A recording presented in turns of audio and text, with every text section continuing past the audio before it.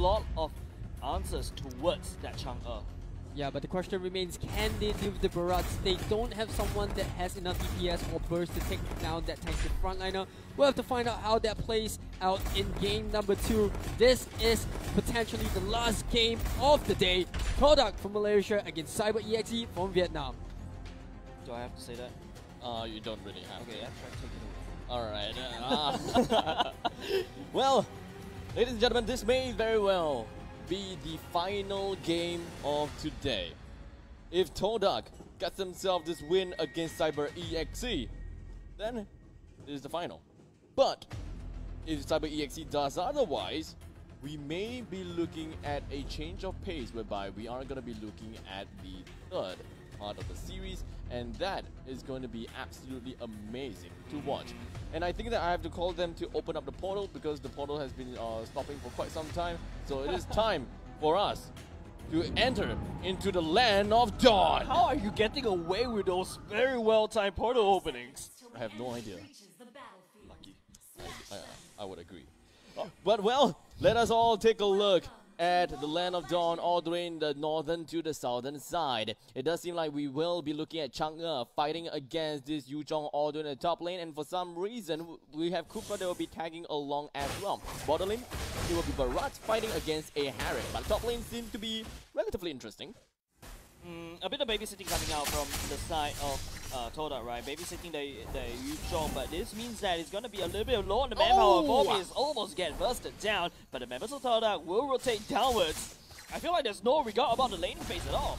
I don't think that there's even a laning phase, but one thing for sure is ouch coming in from the side of Momo. They are going in for a trade as Momo and No both went down at the same damn time. While Vormis, he went straight in for the purple buff. Unfortunately for the side of TNTK, for Maze, he knew exactly that the opponent is coming in to try to steal the purple, and he just did what he needed to. Alright, hold your horses right there, ladies and gentlemen, because if you take a look at No, the Cyclops is bringing a retribution. No. Let's go, ladies and gentlemen. Cyclops Core MSC 2021 brought to you by Cyber EXE, our Vietnamese team, tossing a bit, teaching us on the weird strategies that any hero can actually bring in a retribution. I've seen this before in other regions, but not put to great success. But I really want to see how Cyber EXE will be able to pull this to great success. Because don't forget, Cyclops with the retribution, the jungle knife, right? He also deals a lot of damage if you pick up the magic jungle knife. That's actually percentage help, magic damage. Yep. Okay. So here's the thing. Do you know how much hate I have onto Cyclops? No. Because of the fact that the around the universe kind of thing, that small little balls that kind of floats around you. Yeah, you can't exactly target them to the people that you want. Are you saying that you're playing against Cyclops, or are you using that when Cyclops? I am using Cyclops? Alright, but hold on a second. Momo jumping in. No escape mechanism from the side of Cyclops, and this is the starting of, well, showing how bad Cyclops can be as the core. And I think that this is going to be one heck of a painful game for Cyber EXE, because their core have no way to get out, and Riley, which is going to be popping off as the Estes, they are going to be relying a lot on the Blessing of the Moon Goddess to ensure that No stays alive. But if you look at TODAK, their lineup is literally burst. If you are bursting faster than the healing for the Blessing of the Moon Goddess, what is healing actually? Yeah, but the fact is that TODAK will be lagging behind in terms of the turtle. I don't believe that TODAK will actually anticipate the fact that Cyber EXE right after No just respawns. He's going to bomb rush straight into that turtle pit. But I gotta admit, No with the Cyclops picking up that retribution is going to sacrifice the battle spell, and there's no escape mechanism. It's like you said, the only way that Cyclops will be able to escape is via the second skill, or maybe just the ultimate. Now, speaking about ultimate, that is actually a pretty nutty initiation coming in from the side of Cyber EXE. Their magical damage, as well as whatever that TNTK is able to bring onto the board, is relatively amazing, I gotta say. So Cyber EXE, even though that their draft is not towards my liking, you know, they might be able to pull something right out of their pockets. Yep, and if you notice all the items, right, it is the Estes that actually picks up the mask. The Benedetta and the Cyclops. Now, these two will be reliant on items. They're gonna fight in terms of the item, who takes the gold and who takes the XP, right? So, not very effective. These two heroes are pretty gold hungry. So, for Cyclops, he didn't quite go for the spell shot. True. Yeah, so he went for the battle axe. So he's trying to go for a little bit of a tankability on top of his core magical damage kind of thing. But in the meantime, we do have Momo that's just going to be getting himself away from all of that danger by using the Blood Serpent form. But we also have seen quite a bit of ultimate investments from inside the TODAK. We do have the real world manipulation as well as the Zaman Force being dropped right down. Unfortunately, TODAK kind of lost that team fight, which is honestly a surprise for me. I may have to swallow my words now. I may have to say that Cyber EXE's lineup is actually looking pretty darn good, because Cyber EXE, they are pulling something and they are doing something really correctly here. Yeah, and all eyes on Chiku right now. That Chiku has to come online as soon as possible. The members of TODAK is starting to follow Momo as well. Will have to try to hold down the fort just a little bit. If you notice how Momo is actually trying to gain the mid lane a lot more. There's a lot of potential pickups coming out from Cyber EXE's draft. With one lockdown from No, that's it. It's just going to get followed up by Riley's slow as well as the Yandere's ultimate, right? And as TODAK will lose the second turtle once again. No misses the retribution. Honestly, at this point in time, I wouldn't say that the Cyclops is that pivotal, at least for now, right? At least for now, because TNTK is doing a massively good job, and so is Nars. The two of them is a very strong catalyst to the success of the team right now, getting themselves a total of 6 kills to death. I wouldn't say that it is No's problem, but it is really, it's not the user's problem. It's really about Cyclops. Look, I just don't like Cyclops, alright? Come on, he's small, he's cute, he has only one eye, so cut him some slack, alright? But at the same time, Riley will get bashed into the wall. A bit of a Purify will make sure that, but Nar will swallow Moy. The Flicker will go through. TNTK is just dishing out a lot of trouble given the TODAK backline. Momo and Chiku, the only one, they're trying to chase down TNTK. 4 minutes misses. It's so slippery for TNTK to basically get on away. But TODAK, I don't know, they're starting to lose a bit of map dominance. So take a look. TODAK lost top and bottom. Yeah, so this is amazing. Right, this is gonna be pretty darn scary on the side of Cyber EXE, except for except for the Cyclops itself, because now he's gonna go down again.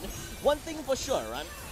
We do have Cyclops. He can deal a heck of a lot of damage. His damage output is amazing, but his survivability is short of amazing. It's amazing.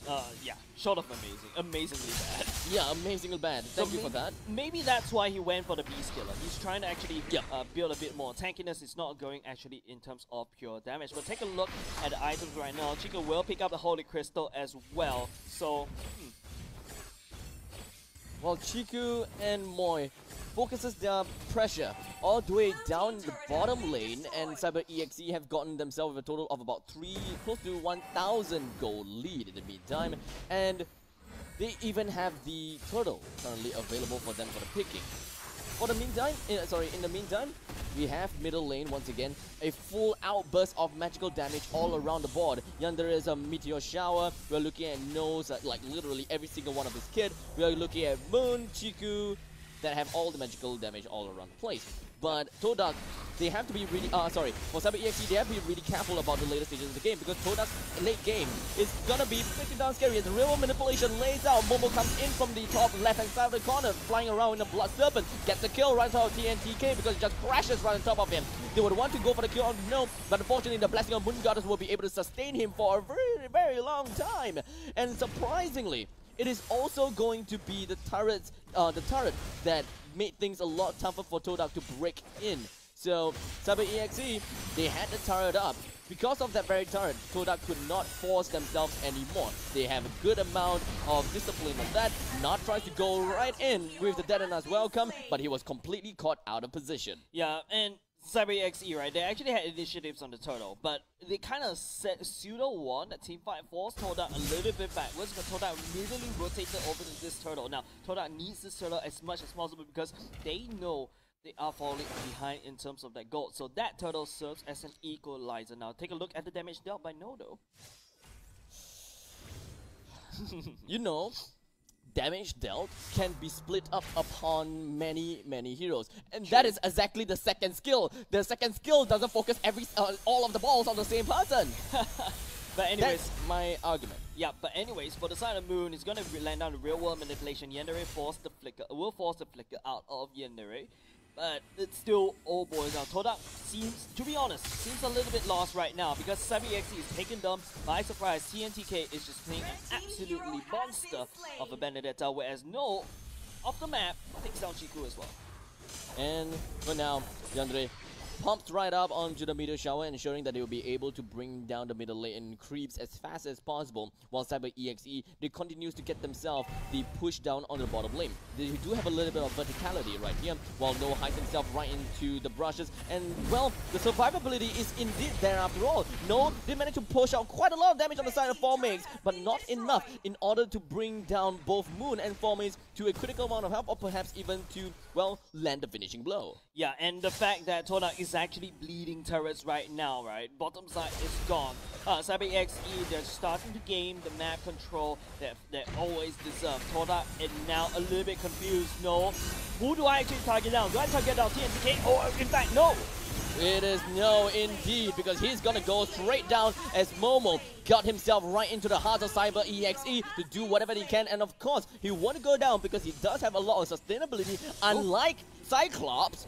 While TNTK, he's just gonna be getting himself right in and right out. The Lord is also available for the picking, while we are also gonna be looking at Zaman Force being popped right on Chiku. He's either gonna be focusing on the kill on the TNTK or maybe bring the turret down. But they wanted to stay disciplined. They do not want to put too much aggression on the side of TNTK, especially since Riley is around the corner. The Blessing of the Moon Goddess would definitely make his Zaman Force completely useless, so they do not want to waste any more valuable time. I feel like the only way that EXE was able to pull off this very weird drop is the fact that Riley is staying all the way back, healing up, making sure that Yandere and No stays out alive as possible. And don't forget, you have Nart as the barrage, right? And also, Yandere with the Meteor Shower kind of actually hidden that crazy DPS and also that burst damage coming out from Cyclops. Let's take a look at this replay once again, right? You can see Momo just screen from space, but Yandere just finds a very nice spot to land all those Meteor Shower, and that's why be able to take down the members of TODAK without a doubt at all. But they're going to be losing some members, but here comes Momo. He's just gonna be flying in with the Blood Serpent. He's gonna be going 1v3, but I'm pretty sure that he will be able to stay alive. The Detonauts welcome just will be putting in right onto Momo. He stays inside the tummy of Nart for a little while longer, but unfortunately he's gonna get himself a Moi. Moi will gonna be doing exactly that as well. Momo will be in prime position to actually cut in and save Moi, and perhaps even get a simple kill as Riley. Actually, never mind. Riley actually still have his Blessing on the Moon Goddess. So that the healing factor coming from the side of Estes is starting to be quite pestering, right? It's going to be tough for them to even keep up to the sustainability. And I really do hope that TODAK actually pack at least some form of NOD in Chiku or Moon, because that's absolutely critical in order for TODAK to try to reduce the amount of healing that EXE is able to get off on. And Nart swallows Moi all the way in. Moi completely got himself right out of position with the Tyrant's Revenge. He wanted to jump right on top of No, but it worked. He did manage to jump on the No, but he didn't quite take a look at what is the consequence of jumping right in while the rest of his team, Chiku and Moon, is just assisting or taking the purple buff. He's all alone, but you know what? I don't think that it's going to be that big of an issue, because the thing is, we do have a Harif with the purple buff. He can definitely zoom all around the place. He can definitely bring turrets down as fast as he can if he wants to.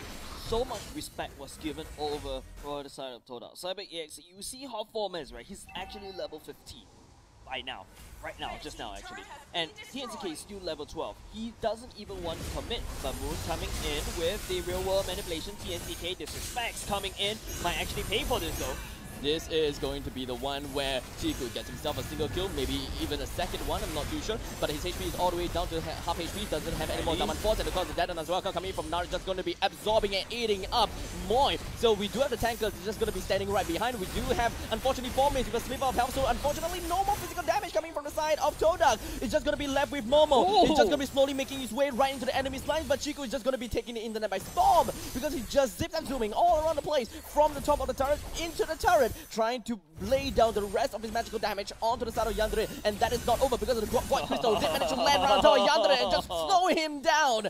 And the Zaman Force came in right in the nick of time, allowing Chiku and Moon successfully lay down the Wall of Pain around the side of the Cyber EXE. This is the power spike now. TODAK will then snowball from this point onwards because No, which is playing as the Cyclops, will unfortunately not land the stuff that he wants to. I feel like Cyber EXE did actually pop off with the No for a bit of time. For a bit. But TODAK, Chiku has already started to scale. TNTK will try to steal with the ultimate. Momo looking very low as Moon coming in with a real world manipulation. That's a very nice zipping zapping zoom.